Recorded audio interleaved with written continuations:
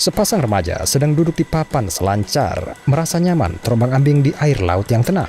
Acara berselancar kali ini ternyata tidak seperti yang mereka harapkan. Ombak tak terlihat dan pasangan ini mulai bosan. Mereka memutuskan untuk kembali ke pantai. Tepat ketika mereka akan mulai mendayung kembali, si cewek menoleh lagi ke laut dan melihat air bergulung di kejauhan.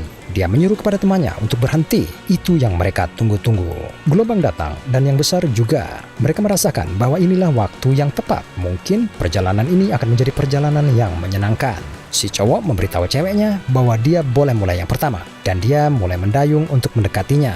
Dia muncul di papanya tepat saat ombak pecah, mengendarainya dengan lihainya menuju pantai. Dan cowoknya melakukan hal yang sama sendirian di belakangnya. Mereka senang mengendarai gelombang demi gelombang. Masing-masing muncul lebih besar dan lebih kuat dari yang sebelumnya. Si cewek khawatir ombak-ombak ini akan menjadi terlalu besar dan bergerak cepat. Saat si cewek berhasil berselancar di ombak lain yang mantap, dia melihat kembali ke arah cowoknya dan dia bisa melihatnya disapu ombak yang sangat tinggi. Lelaki itu dan papanya ditarik ke bawah air dan keduanya menghilang di bawah gelombang. Dia melompat dari papanya dan berdiri di air sedalam pinggang, mengawasi temannya agar muncul. Tapi dia tidak muncul. Dia mengamati cakrawala dan memanggil si cowok, tapi tidak ada tanda-tanda. Dia mulai khawatir. Si cowok seharusnya sudah muncul sekarang. Dia tidak melihat tanda-tandanya atau papanya. Apa yang terjadi? Bu! Si cewek melompat ketakutan dan berbalik. Si cowok berdiri di belakangnya. Tapi bagaimana dia bisa sampai di sana? Dia mengatakan kepada si cewek bahwa gelombang terakhir adalah gelombang gila yang pasti menariknya. Dan papanya di bawah air ke arah si cewek itu. Dia tidak pernah mengalami hal seperti itu, tapi dia baik-baik saja sekarang. Tidak ada yang perlu dikhawatirkan. Si cewek masih berusaha mengatur nafas karena ketakutan, mencolek lengan cowoknya, dan minta agar udahan aja di pantai. Gelombang semakin kuat, dan jika dia ditarik ke bawah sekali, lalu siapa yang tahu apa yang akan terjadi jika salah satu dari mereka lenyap ditelan gelombang besar. Si cowok sepertinya terluka, dan ceweknya menunjuk pada luka kecil di lengannya yang mulai berdarah. Si cowok bilang bahwa itu hanya goresan, dan bersikeras untuk mencoba satu gelombang lagi sebelum mereka pulang. Dia tidak ingin melewatkan kesempatan ini untuk mengendarai ombak besar ini ketika mereka merasa seluruh lautan milik berdua. Dia mengatakan kepadanya, kalau mau pergi, pergi saja. Dia akan mencoba ke laut sekali lagi. Si cowok mulai mendayung kembali dan si cewek dengan enggan mengikutinya. Saat mereka menunggu untuk berselancar di ombak, dia mengatakan kepada si cewek bahwa kali ini dia bisa duluan. Si cewek tidak akan membiarkannya menakut-nakutinya lagi. Si cowok berjanji tidak ada kejutan lagi dan pergi untuk berselancar di gelombang lain. Ombak datang lebih cepat sekarang dan si cewek bisa naik tepat di belakangnya. Saat dia berselancar menuju pantai, dia mengawasi si cowok. Gelombang ini sulit dan dia perlu fokus, tetapi perhatiannya tertuju pada temannya. Dia melihat sesuatu terbentuk di gelombangnya. Sepertinya air itu sendiri tumbuh dari puncak gelombang dan mencoba menggapai ke si cowok. Ini terlihat seperti rahang ikan hiu. Si cewek berteriak dan si cowok melihat ke belakang langsung ke gigi hiu yang keluar dari ombak. Si cowok berteriak ketakutan dan jatuh ke dalam air tepat di bawah mulutnya saat rahangnya mengatup di papanya tepat di tempat dia berdiri, memecahnya menjadi beberapa bagian. Si cewek tidak percaya apa yang dia lihat dan tersandung di papanya. Dia menahan keseimbangan, tetapi melihat ke belakang tepat pada waktunya, melihat rahang yang sama keluar dari gelombang ke arahnya. Si cowok muncul dari air membawa temannya ke pantai yang hampir lengang. Dia membaringkannya di pasir, berteriak minta tolong dan beberapa pengunjung pantai berlari ke arah mereka. Tidak ada yang tahu apa yang bisa mereka lakukan untuk membantu. Kedua kaki si cewek digigit di bagian paha dan jelas dia sudah mati jauh sebelum si cowok membawanya ke pantai. Bonjour. Berkas hari ini berasal dari teman-teman kita di SCP Foundation cabang Prancis. Anomali akuatik yang menakutkan dan berbahaya yang telah ditetapkan sebagai SCP-054-FR, tetapi juga dikenal sebagai si biru yang mematikan. SCP-054-FR adalah fenomena kelautan yang telah diamati terjadi di beberapa wilayah berbeda yang tersebar di seluruh dunia. Di daerah-daerah ini, di mana 5 di antaranya telah diidentifikasi, gelombang tertentu akan menunjukkan aktivitas anomali yang sangat berbahaya. Gelombang itu sendiri tampaknya akan berubah secara fisik, mengambil bentuk yang menyerupai mulut dan rahang Carcharodon carcharias, spesies hiu yang lebih dikenal sebagai si putih besar. Mulut hiu raksasa yang penuh dengan deretan gigi setajam silet seringkali tidak diperhatikan, sehingga korbannya terlambat menyadarinya. Dengan deru ombak yang kuat itu sendiri menutupi sebagian besar suara kertakan rahang yang mencoba untuk menggigit individu yang ditargetkan.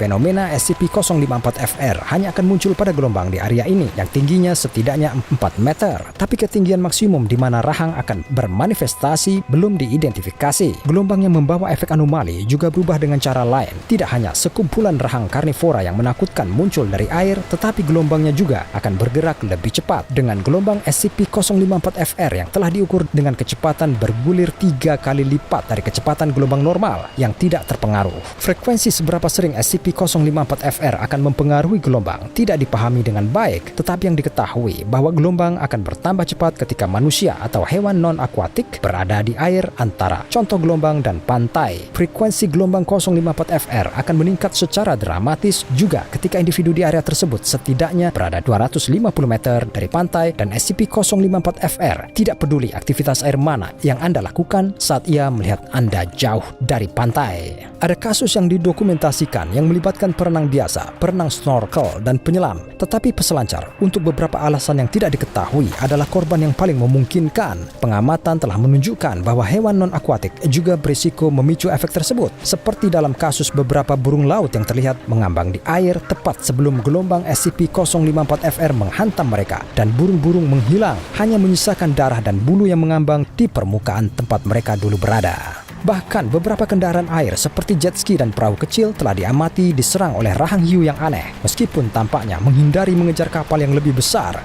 Jika lebih dari satu orang hadir di area yang dimanifestasikan oleh SCP-054-FR, maka contoh rahang tambahan dapat terbentuk, baik pada gelombang yang sama atau pada beberapa gelombang yang berbeda di area tersebut. Cedera yang disebabkan oleh SCP-054-FR sangat mirip dengan hiu putih besar non-anomali yang normal, dan kekuatan rahang tampaknya sebanding dengan ukuran gelombang itu sendiri. Dengan gelombang yang lebih besar, lebih kuat daripada yang lebih kecil, para korban serangan 054-FR telah kehilangan seluruh anggota tubuhnya, yang lain terkoyak sepenuhnya menjadi 2. Sementara beberapa menghilang begitu saja di bawah gelombang saat jatuh di atas mereka dan rahangnya terkunci. Satu-satunya cara untuk menghindari digigit atau ditelan utuh adalah dengan menyelam di bawah gelombang sebelum menghantam. Tetapi kesempatan untuk melakukannya cukup langka, mengingat kemampuan gelombang untuk menyelinap pada korbannya, dan cedera yang hampir selalu diderita dari kehadiran SCP-054-FR berakibat fatal dalam 68% kasus yang tercatat. SCP Foundation pertama kali mengetahui SCP-054-FR setelah beberapa laporan serangan hiu yang disebabkan oleh si putih besar muncul dari gelombang untuk menyerang manusia sebelum menghilang kembali ke air, dan Foundation segera memulai serangkaian percobaan untuk mencoba dan lebih memahami anomali. Tes pertama yang dilakukan oleh peneliti Foundation cukup mudah dan melibatkan pembuangan darah hewan dalam jumlah besar ke dalam air di area di mana SCP-054-FR dilaporkan telah menyerang manusia. Sama seperti hiu normal, darah tampaknya bertindak sebagai pemicu anomali, menyebabkannya bermanifestasi dalam waktu kurang dari 2 menit, dan para peneliti menyaksikan rahang hiu mencoba menggigit darah saat gelombang menggulungnya. Tes diulang, tetapi kali ini darah manusia digunakan sebagai gantinya. Ini juga menyebabkan contoh SCP-054-FR muncul di gelombang, meskipun sekarang mereka bermanifestasi lebih cepat, sering muncul kurang dari 1 menit setelah darah dibuang ke air. Tampaknya SCP-054-FR memiliki preferensi yang kuat untuk manusia, atau setidaknya darah mereka, dan hanya sejumlah kecil yang diperlukan untuk membuat rahang hiu muncul dengan cepat. Pengujian yang melibatkan personel kelas D telah menunjukkan bahwa individu yang terluka 4 kali lebih mungkin memicu manifestasi daripada individu yang tidak terluka. Tetapi ada juga cara untuk membatasi seberapa sering gelombang karnivora akan muncul. Tampaknya berbaring tak bergerak di atas air akan segera signifikan mengurangi seberapa sering SCP-054-FR akan muncul, dan gerakan tubuh yang lambat akan mengurangi kemungkinan juga. Anehnya, meskipun darah akan membuat rahang bermanifestasi dengan cepat, itu tidak mungkin, karena SCP-054-FR dapat menciumnya, karena tes yang mencoba menyamarkan bau darah dan subjek uji manusia seluruhnya gagal. Sejauh ini, semua upaya untuk merusak anomali juga tidak berhasil. Peluru yang ditembakkan ke rahang hanya menembusnya, menghilang ke dalam gelombang, seolah-olah mereka menembaki air normal. Mengingat sifatnya, tampaknya Foundation tidak akan menemukan cara untuk menangkap dan menahan SCP-054-FR. Jadi, untuk saat ini, semua upaya penahanan telah diarahkan untuk menjauhkan manusia darinya. 1 km zona eksklusi telah didirikan sekitar 5 wilayah geografis di mana manifestasi telah dilaporkan dan warga sipil benar-benar dilarang untuk mengakses daerah-daerah dengan dalih ada penelitian yang sedang berlangsung ke dalam kehidupan mamalia laut yang akan terganggu oleh keberadaan setiap manusia. Kerahasiaan adalah yang paling penting ketika menyangkut SCP-054-FR untuk menjauhkan siapapun yang penasaran demi keselamatan mereka sendiri. Jadi, setiap bukti foto dari anomali disita dan dihancurkan, dan saksi dari serangan SCP-054-FR diberikan amnestik untuk menghilangkan ingatan akan serangan hiu yang tidak wajar dari benak mereka. Foundation juga terlibat dalam kampanye misinformasi ekstensif untuk menghilangkan prasangka bukti anomali, menyebarkan gagasan bahwa setiap laporan tentang mulut hiu yang terbentuk di atas gelombang hanyalah tipuan atau kesalahpahaman tentang dinamika gelombang, sementara serangan disalahkan pada hiu putih besar. Tidak diketahui apakah 5 area yang dimiliki Foundation membentuk keseluruhan lokasi di mana SCP-054-FR dapat bermanifestasi, tetapi agen Foundation terus memantau laporan serangan hiu di seluruh dunia, dan mudah-mudahan mereka akan menemukan bahwa mereka adalah hasil dari predator super samudra biasa dan bukan jenis yang dapat muncul di belakang Anda saat Anda tidak mengharapkannya. Sekarang, pergi dan lihat entry lain dari file Dr. Bob seperti SCP-2846 Cumi-Cumi dan Pelaut untuk anomali lain yang akan membuat Anda tidak ingin pergi ke laut lagi. Dan pastikan untuk subscribe dan mengaktifkan notifikasi sehingga Anda tidak melewatkan satu anomali pun saat kami menggali lebih jauh ke dalam arsip rahasia SCP Foundation.